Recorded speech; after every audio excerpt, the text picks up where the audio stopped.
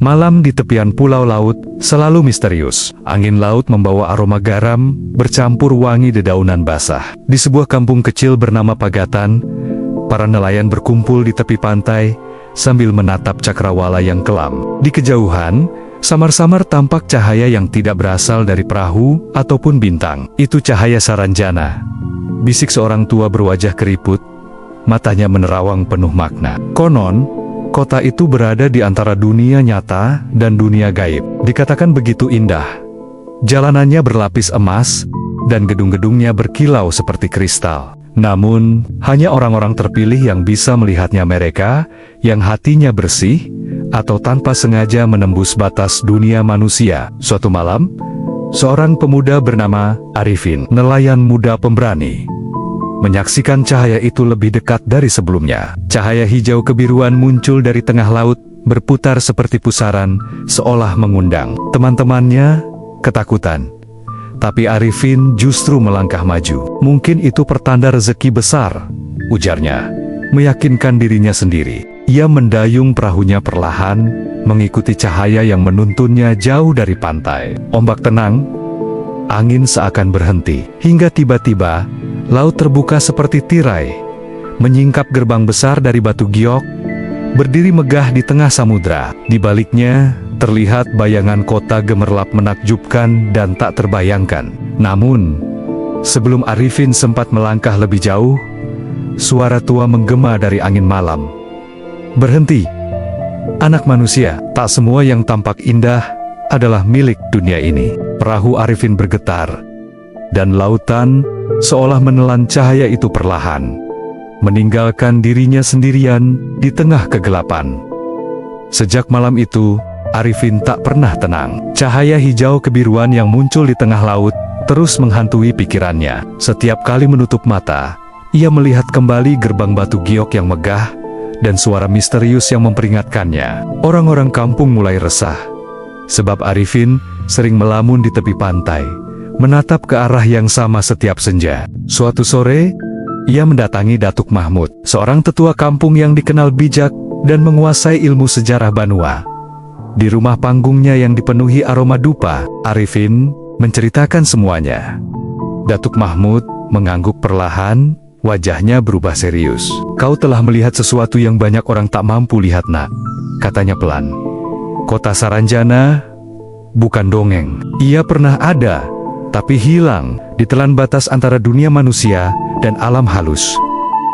Datuk lalu membuka gulungan naskah tua yang ia simpan dalam peti kayu. Di sana tergambar peta kuno pulau laut dan tulisan beraksara Banjar kuno. Tertulis tentang sebuah kerajaan makmur bernama Saranjana, dipimpin oleh raja bijak yang memerintah dengan cahaya ilmu dan keadilan. Namun, kesombongan rakyatnya membuat mereka melupakan sang pencipta. Maka pada suatu malam, bumi berguncang dan seluruh kota lenyap tanpa jejak tertelan dimensi lain. Arifin menatap peta itu dalam diam. "Kalau kota itu masih ada di dunia lain, apakah mungkin aku bisa menemuinya, Datuk?" tanyanya penuh semangat. Datuk Mahmud tersenyum pahit. "Mungkin bisa, tapi jalan menuju ke sana bukan lewat laut atau daratan. Kau harus menempuh jalan antara kesadaran dan keberanian."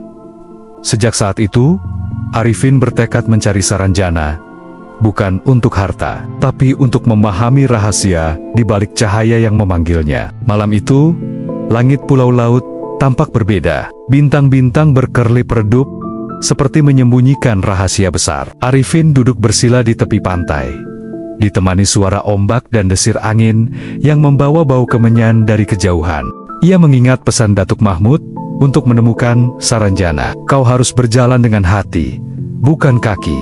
Dengan tekad bulat, Arifin menutup matanya. Ia mengatur napas, membiarkan pikirannya hanyut bersama debur ombak. Dalam keheningan, terdengar lantunan ayat-ayat lama yang seolah keluar dari dasar laut. Suaranya lembut tapi dalam, menggema di ruang batinnya. Perlahan, dunia di sekitarnya berubah. Pasir di bawah tubuhnya terasa ringan.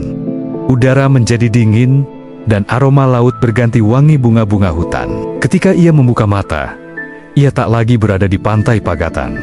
Di hadapannya terbentang jalan panjang dari batu pualam putih, yang memantulkan cahaya biru kehijauan. Di kiri kanannya tumbuh pepohonan tinggi dengan daun berkilau seperti kaca. Di kejauhan, ia melihat gerbang batu giok yang pernah muncul di tengah laut kini berdiri jelas di hadapannya. Dari balik gerbang, terdengar suara lembut seorang perempuan. "Selamat datang, Arifin. Kau telah menembus batas yang dilupakan manusia." Perempuan itu mengenakan jubah hijau zamrud, rambutnya hitam panjang terurai, wajahnya bercahaya tenang. Ia memperkenalkan diri sebagai Anissa, penjaga gerbang antara dunia manusia dan dunia Saranjana. "Tak semua manusia bisa sampai di sini," katanya. "Kau dipanggil bukan untuk melihat, tapi untuk mengingat."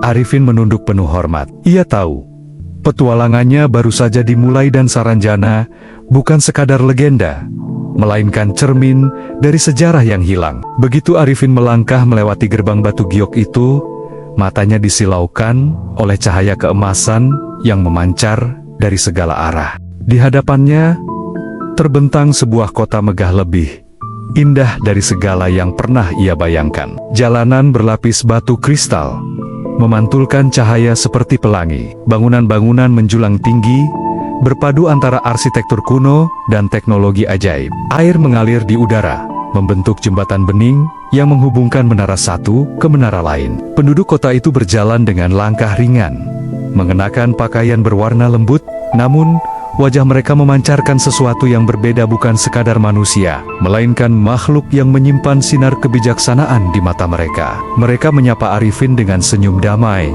seolah sudah mengenalnya sejak lama. Anissa berjalan di sampingnya. Suaranya lembut seperti desir air. Saranjana adalah kota ilmu dan cahaya. Dahulu, manusia dan makhluk halus hidup berdampingan di sini. Mereka saling belajar, saling menjaga keseimbangan. Tapi keserakahan membuat manusia ingin menguasai cahaya untuk dirinya sendiri. Maka, kota ini ditarik dari dunia fana, agar kebijaksanaan tak jatuh ke tangan yang salah. Arifin terdiam, hatinya bergetar. Ia menatap menara tertinggi. Di tengah kota menara cahaya yang ujungnya menembus awan. "Apakah itu tempat kekuatan Saranjana tersimpan?" tanyanya.